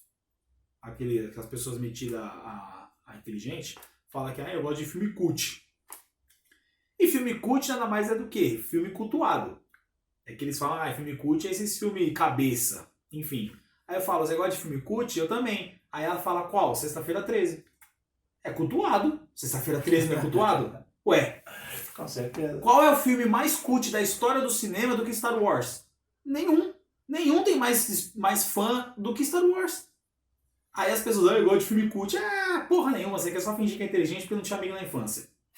Filme cult é filme cultuado. Filme cultuado é quem tem uma legião de fãs que cultua. Sexta-feira 13 é cult. Halloween é cult. Se falarem assim, eu gosto de filme cult, você fala, eu também. Qual? Halloween. Pronto. Chuck é cult. Dane-se. É o artista do desastre. Filmaço, inclusive. Que é do The Room, né? É cult. Mas esse é um cult mesmo, assim, ele virou não, mas o The Room, no caso, mais né? incrível, não. O The Cult mesmo, Ele se tornou cult agora, sim. mas Não. naquele momento, quando ele foi feito, por exemplo, era um lixo. Ah, sim, ele levou os seus, acho que 5, 10 anos pra virar cult. No sentido que eles usam a palavra cult. Mas é que pra mim, cult foi algum cara que falou, eu sempre fui rejeitar na vida, eu tenho que fingir que eu sou superior a alguém. Aí inventou essa palavra, enfim. Mas eu acho que entra muito no que você falou. Igual, tipo, beleza. Eu entendo o que eles falam de filme cult, mas é errado. Igual, eu gosto de filme arte. Gente, tudo é arte. Toda expressão artística é uma arte. Então, você gosta de filme de arte? Igual, eu também. Qual? Sexta-feira 13. Dane-se, é uma arte. Ué, é uma expressão artística daquele cara. É que aí as pessoas querem colocar, enfim. Mas terror é uma parte do cinema que é uma arte. O terror é talvez o gênero mais antigo, eu não sei, porque não foi o primeiro filme a ser feito, não foi terror. Terror é dos anos 20, então não seria o mais antigo. Mas talvez seja o gênero que mais se transformou e resistiu a preconceitos na história do cinema. Nos anos 20 não teve, tipo, por exemplo, Frankenstein? Não, se não me engano é dos anos 20 os primeiros terror, que eram os Monstros da Universal, aí tinha expressionismo alemão. E se eu não me engano, o primeiro monstro que chegou no cinema foi o Frankenstein, não foi? Agora você me porque pegou. Tinha aquela coisa do... Mas eu sei que a Universal fez os monstros da Universal, né? Que é o Drácula, Frankenstein, Lobisomem, enfim, a noiva do Frankenstein, enfim, a múmia, aqueles classicão, que era a múmia enrolada, então, o Frankenstein com os parafusos aqui, os clássicos que a gente conhece. Uhum. Mas acho que é dos anos 20 pra cá, que aí teve o expressionismo alemão, que é o Gabinete do Dr. Caligari, teve o que inspirou o Coringa, é o Homem que Ri, que é um terror da época, enfim.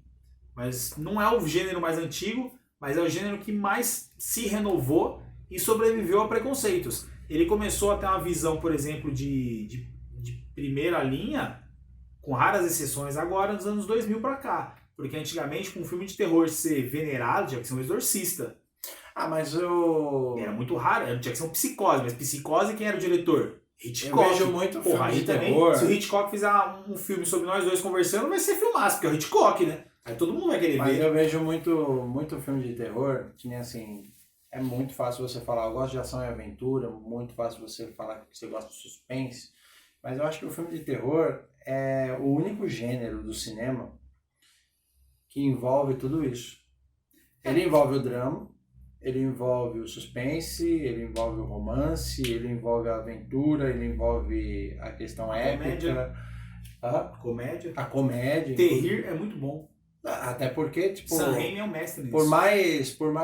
Por mais que seja bizarro falar aqui, por exemplo, as mortes, a maneira como as vítimas se comportam, muitas vezes são cômicas, né? Dentro dos filmes de terror. Por exemplo, a morte lá da menina que bate a porta do carro na arma e ela dá um tiro na cabeça dela. Então, falando em morte cômica e burra, que acho que nem o assassino acreditou, foi no primeiro Pânico, quando a Tatum vai fugir pelo negocinho de cachorro da garagem.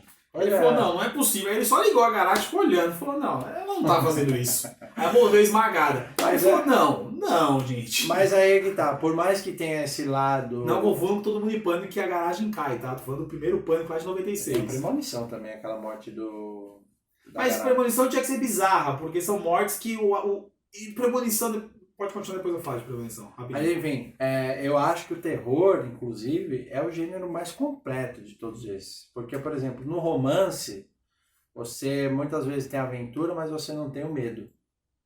Você, muitas vezes, na ação, você muitas vezes tem a adrenalina. Mas nos filmes de romance não falam de sol. Ela fala. Por exemplo, nos filmes de ação, por exemplo, você tem toda a aventura, mas você não tem muitas vezes o gore. Sim, a não ser que seja o Quentin Tarantino. Não, muitas vezes. Não tô falando que não exista, né? Até porque tem conexão uma coisa com a outra.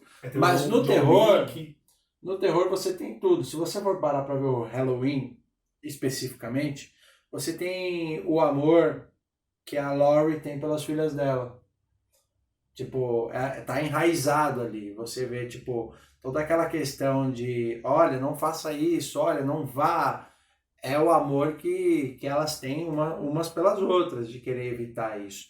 Por exemplo, não sei se dá para considerar aquilo como uma espécie de romance no final, mas quando a Laurie fica ali com o Hawkins, os dois na mesma sala ali do hospital, por exemplo, eles começam a falar, poxa, eu gostava de você naquela época, tal, enfim.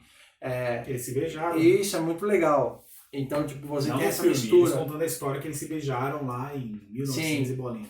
Isso, você tem... O filme de terror é o gênero que eu vejo mais completo, né, nesse sentido. É aí que eu falo que eu acho que é o gênero que, por mais que a gente fique puto com as atitudes, é o gênero que mais se aproxima da atitude do ser humano.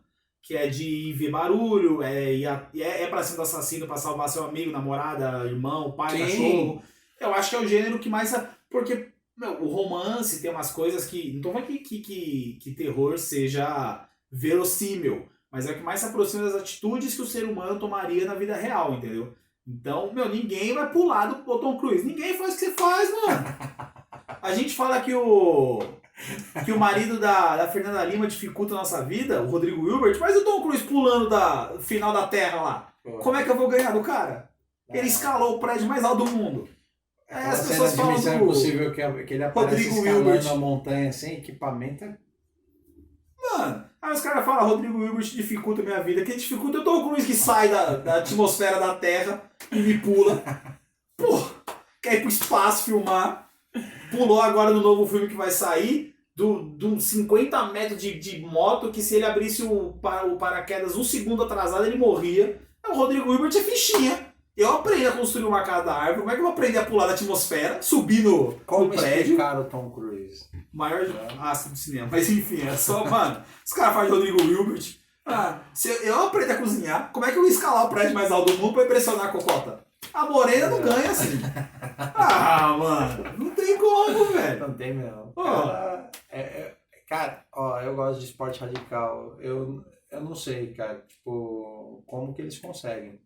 Eu já cheguei à conclusão que o Tom Cruise vai morrer filmando. Não é possível, a não ser que ele fala, eu cheguei nos 60 anos e vou parar, porque ele tá quase 60. Os dois últimos agora... Ele tem quase, eu acho. Deve ter 58. Os dois últimos Missão Impossível agora é os dois últimos mesmo. Porque senão ele vai morrer filmando, gente. A não ser que ele comece a fazer o papel do sogro, do cara muito descolar, mas não, porque o cara envelhece, né? Enfim. Mano, Rodrigo Hilbert dificulta pra mim. Tom Cruise eu acho que é um ET na Terra, velho. Rodrigo Hilbert dificulta. Enfim, galera. Rodrigo Hilbert escalou a montanha? Não. Porque eu ia falar rapidinho do Premonição, que você falou do Premonição. Premonição é um slasher.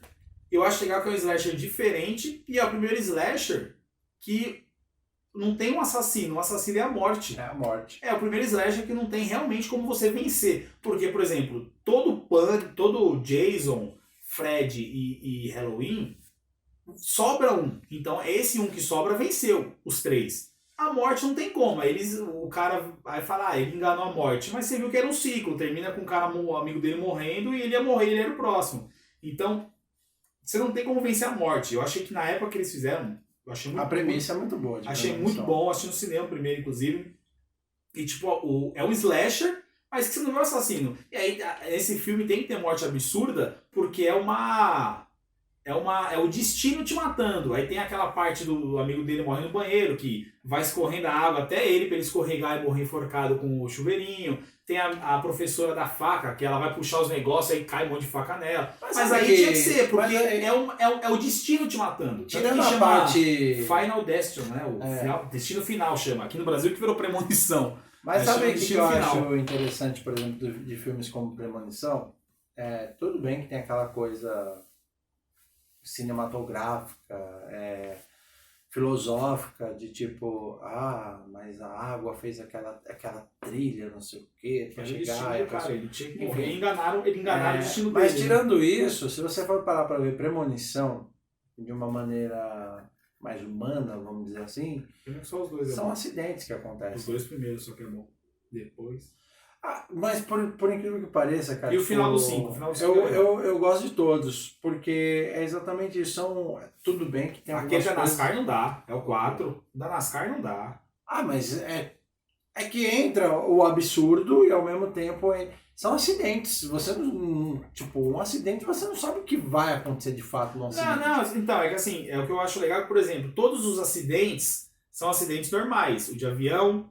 O do carrinho, o do 2 é o caminhão. Ali também que os acidentes iniciais, que é o do avião, é o do caminhão, é o da montanha-russa. O caminhão que você está falando é do entrocamento na estrada. É, né? Que cai as árvores. Aí o da montanha-russa, que é o 3, da NASCAR, que é o 4, e eu não lembro qual que é o acidente do 5, mas enfim. Só que aí é legal porque vira absurdo, porque essas pessoas que não morreram, que eram para ter morrido, elas enganaram a morte tradicional. Aí vem as mortes absurdas, que é a água te seguindo,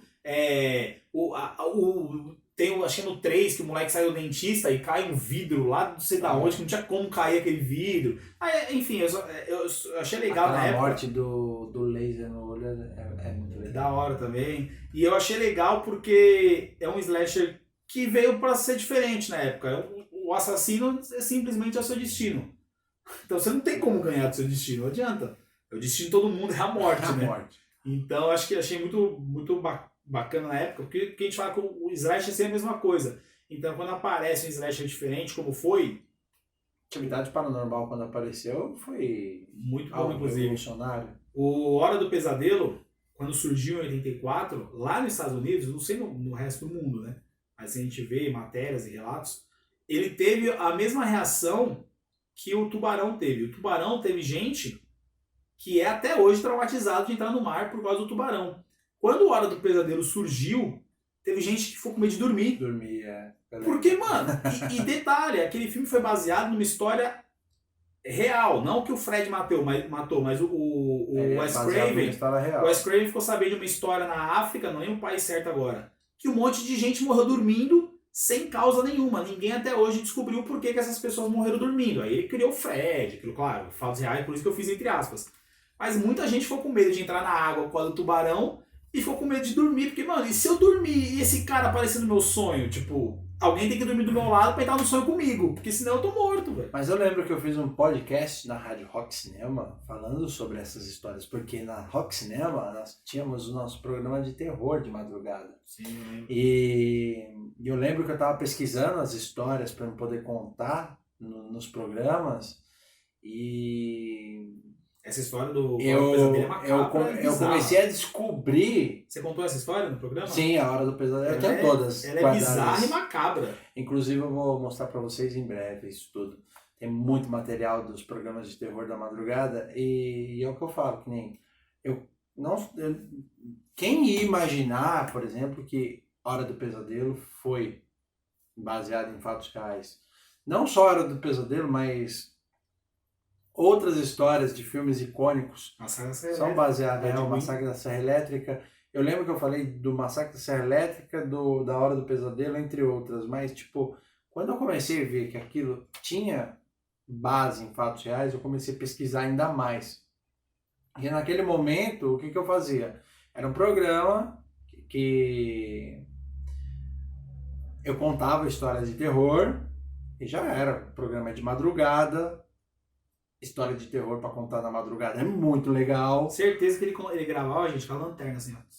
Tudo escuro e com a lanterna. Não, eu confesso, isso daqui eu nunca contei pra ninguém, mas eu ia dormir cagado, velho. De medo. Por quê?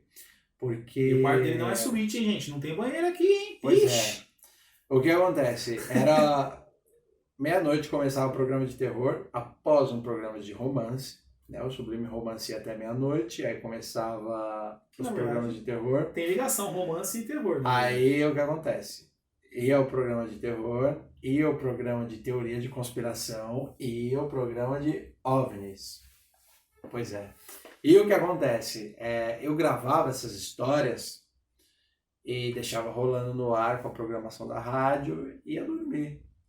Só que assim, tipo, eu terminava de fazer as gravações 2 horas da manhã. E eu lembro que eu terminava aquilo num clima tão pesado que eu precisava acender as luzes, tomar um copo d'água, fazer uma oração. Se fosse filme de terror, você descia no escuro. Porque ninguém tem conta com a Eletropaulo nos filmes de terror. Tudo cortou luz. Enfim, eu lembro de um vídeo do Whindersson, até que ele tá contando uma história que ele tava com muito medo. Aí, Se a Eletropaulo vai para os Estados Unidos, eu não tinha mudado de nome. Porque lá ninguém tem luz. Aí o Whindersson fala, tipo, eu lembro que, não sei o que aconteceu, que o Whindersson contou a história, que ele fala, eu subi a escada cantando, segura na mão de Deus. Tinha que ser assim, não. E eu terminava os programas nessa mesma vibe, eu falava, é muito pesado isso aqui, deixa eu acender a luz, fazer as pazes com Deus, porque vai que acontece alguma coisa, né? Mas, enfim, é basicamente isso. Bom, galera, foi muito divertido conversar com vocês aqui. Eu espero que vocês tenham gostado desse vídeo. Dá aquele like pra gente poder continuar trazendo esse conteúdo bacana. Antes de você acabar tem um monte de slasher surgindo aí, deixa eu indicar os slasher antes de você Pode indicar. Não, você vai ter que cortar essa parte. Não vou não, pode indicar. Eu mas vou fazer liso, eu só vou colocar... Eu gosto de slasher desde os meus... Eu lembro que eu tinha, acho que 3 anos de idade, eu assistia Jason. Eu tenho uma filha de 14 anos e, tipo, quando ela quer achar alguma coisa, eu vejo a classificação etária, né? E mesmo que seja, por exemplo, 14 anos, eu vejo o que tem. Se for 16 anos, mas não tiver muita coisa pesada, eu até deixo ela assistir. E aí eu brinco que na minha infância, eu tinha 3, 4 anos, eu assistia Jason com meu pai. E o que é Jason? É sangue, maconha e mulher pelada. Eu nunca deixaria minha filha assistir isso. Mas na nossa geração não era meu pai. Todas as crianças assistiam Jason, Chuck, que é sangue, mulher pelada e maconha. E eu cresci assistindo slasher. É o meu subgênero de terror favorito. Terror é meu gênero favorito e o que eu mais gosto é slasher. E ele tá voltando com tudo. Eu não sei quantos aqui gostam de slasher. Eu vou ter que pegar uma colinha porque eu não sei todos de cor, que é muitos, tá, gente?